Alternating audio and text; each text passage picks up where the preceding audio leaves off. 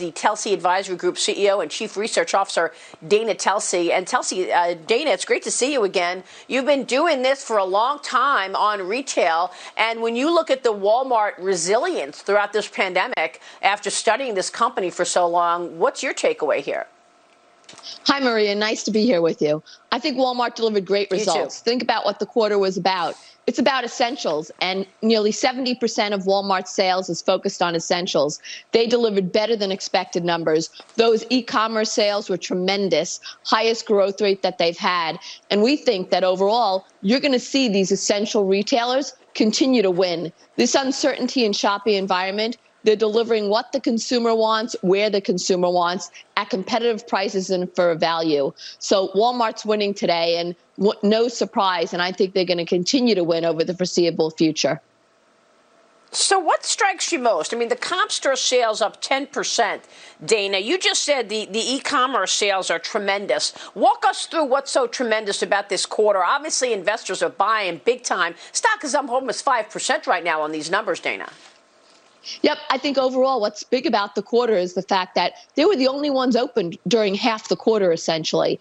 Consumers go there for food, they go there for health and beauty, they go there for some of the wellness, and they go there for some of those discretionary items. What we think is going to happen as you move through the rest of retail, 2020 is a lost year. It's a reset year of business models. And when you think of what Walmart's doing, they're being able to capture share. You mentioned the bankruptcies. Those bankruptcies, and you think about the apparel categories, when we hear more from Walmart today, what we've heard about the discounters is some of those apparel categories were down double digits. So when you think about the grocers, and keep in mind, you look at Walmart, nearly 50% of their sales are groceries, around 67% are all essentials. You're thinking about where consumers' destination was. And we think, given the fact that a lot of discretionary retailers are still closed, the unemployment rate is as high as it is, you're going to see the focus on value and discounters continue.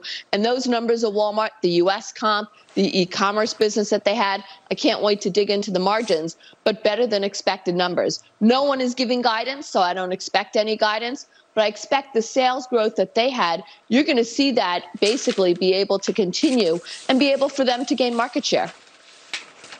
Dagan McDowell, jump in.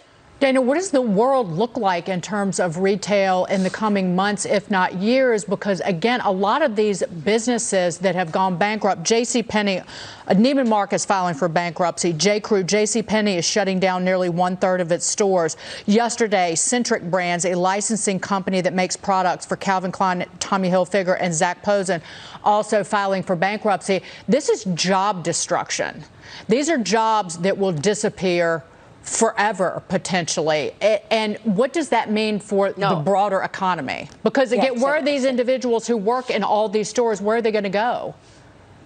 I think overall, when you're thinking about the broader economy and in terms of where some of these jobs are going, take a look at what's happening with fulfillment, micro-fulfillment. Take a look at the operations that companies are needing for personalization and data.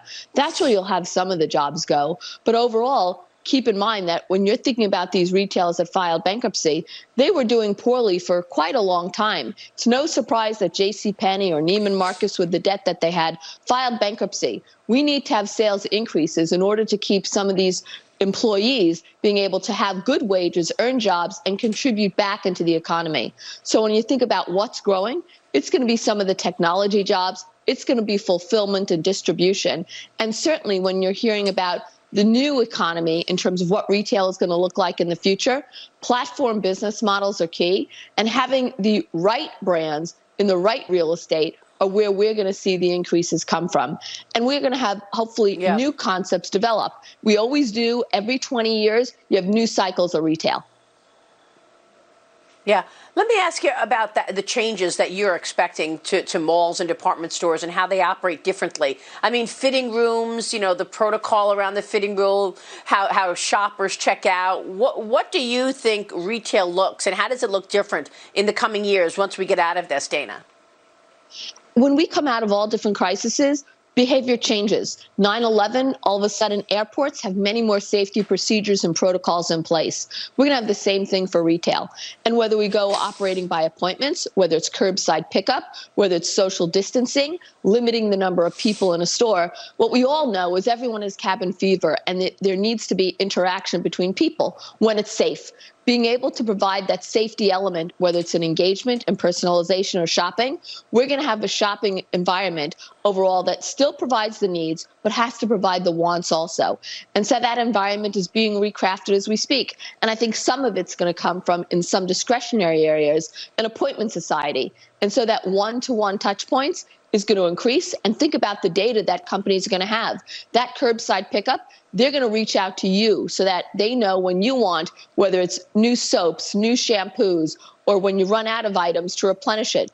And when there's occasions coming up, birthdays, anniversaries, that there's going to be newness there too. We're going to have engagement. We're going to have shopping, but it's going to evolve. And I think some of it's going to become by appointment. Let's get in John Hilsenrath here. John. Dana, we're talking about Walmart. I'm looking at Dollar General stock, and that's up 33% since late March. It looks like they're doing even better than Walmart. How does Dollar General, these real discount retailers, fit into all this, and whose lunch are they eating in the process? When you think of the dollar stores overall, the opportunity they have is to expand in so many places across the country. Right now, you have more opportunity to expand at lower costs, get attractive rental prices and attractive occupancy costs, more so than you've ever had. When you think of the dollar stores do compete with the Walmarts and the Targets of the world. What they offer, though, is speed and convenience. You can go in and out quickly. It certainly isn't an environment where you can get a ton of items, but you can get what you need. And when you think of the prices of dollar stores, they're very competitive. In this environment where unemployment is as high as it is, they also have an opportunity, and they focus on essentials. That's why you're seeing these essentials retailers deliver better same-store sales. Dana, these e-commerce numbers are insane. You said they were tremendous. E-commerce up 74% at Walmart. They really did capture a market in online. Mattie Duppler, jump in here. And Dana makes the good point. Walmart's one of the only stores that was open in terms of the essential businesses during a moment when so many others were closed. Look at these e-commerce numbers, Mattie. Right. And the online component is the interesting one in my perspective. I mean, Walmart got a lot of flack for spending $3.3 billion on Jet.com. Dana, do you think that this shows that investment paid off, particularly with the news today that they might be unwinding that component of the business? Does this mean that their own e-commerce enterprise is the one that's here to stay and that they've mastered that component of the retail space? I think one of the things that's happened with e-commerce, and certainly Walmart buying Jet.com a couple of years ago, keep in mind, a couple of years ago, every retailer was learning, how do you execute and operate e-commerce? The ability to learn how to execute and operate it, I think partly Jet.com helped them being able to execute Walmart.com. I don't think these businesses and online operate in a silo. And keep in mind, retail was bricks and mortar to begin with. They integrated online. It came from acquiring talent and people. And that's why you're seeing digital talent at so many of the retailers and where the digital talent can go to and integrating bricks and mortar. I think you needed it. They might not have gotten as far with Walmart.com if you didn't have Jet.com. I think 1 + 1 has the ability to equal 3 in the learnings and engagement. And now, given the fact that they are discontinuing Jet.com, what does that tell you, Dana? Certainly tells you that they see more opportunity in Walmart.com going forward, and that Jet.com, perhaps some of the learnings they integrated, and they're going to use the one platform, one name in order to harness the market share. Yeah, exactly. It was like a bridge, Dagan, and then they figured it out. Now they're taking market share. Don't forget, Dagan, at this 74% increase in e-commerce, a lot of it was grocery. And no surprise, that's what we all were ordering online during this pandemic. Right. I've been banned from buying more box hair color from Amazon, so I've had to turn to Target and Walmart for that. And I'm not joking when I say that they've banned me from buying any more of my specific color. But I just want to, talking about these very large chains, and you're seeing the benefit in their sales here, I just want to think about and mention all of the small businesses out there that are being crushed by these shutdowns, because a lot of retail retailers, maybe not grocery stores, but were not allowed to be open. Even in the New York metro area, still not allowed to be open. And there's no rhyme or reason as to why a big box retailer or a Target could be open, but not, say, a small lingerie store. And so I think about all the businesses that have been put out of business in decades.